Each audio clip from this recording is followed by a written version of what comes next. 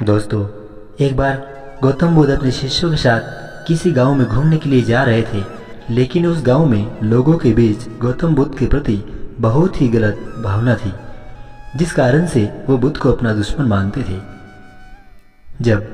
जैसे ही बुद्ध गांव में पहुंचे तो गांव वाले उन्हें बहुत भला बुरा कहने लगे और बद्दुआ देने लगे, लेकिन इसके बावजूद भी बुद्ध कुछ नहीं बोले और गांव वालों की बात शांति से और मुस्कुराकर चुपचाप सुनते रहे।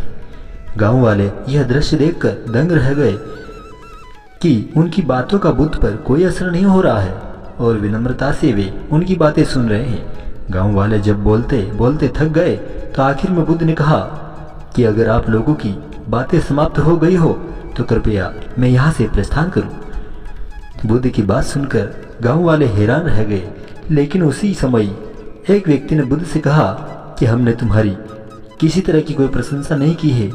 हमने तुम्हें कितना भी भला बुरा कहा, क्या इससे आपको कोई फर्क नहीं पड़ता? बुद्ध मुस्कुराते हुए बोले, मैं आपकी गालियां व बद्दुआ से कभी नहीं डरता। आपके द्वारा दी गई गालियां से भला मेरा क्या होगा, जब तक कि मैं आपकी गालियों को स्वीकार ही नहीं करता। इसका कोई परिणाम ही नहीं होगा। जानते हैं, कुछ दिन पहले भी एक व्यक्ति ने मुझे बहुत सारे उपहार दिए, लेकिन मैंने उसे उपहार लेने से मना कर दिया।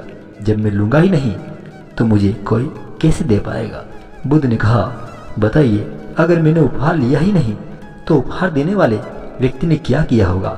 इतने में एक व्यक्ति ने कहा कि उन्होंने उपहार अपने पास ही रख लिया होगा। बुद्ध ने कहा, मुझे आप सब पर इसीलिए दया आती है क्योंकि मैं आपकी इन गालियों को लेने में असमर्थ हूँ और आपकी ये गाली आपके पास ही रह जाएगी। दोस्तों, इस कहानी से हमें शिक्षा मिलती है।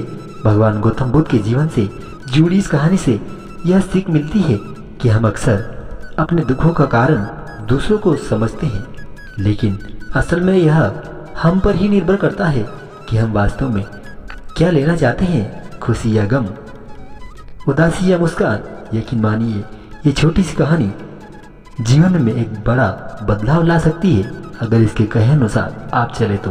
दोस्तों, आज की कहानी को हम यहीं पर विराम देते हैं। मिलते हैं नेक्स्ट कहानी के साथ। तब तक के लिए आप सभी को जय हिंद, वंदे मातरम, जय श्री राधे कृष्णा।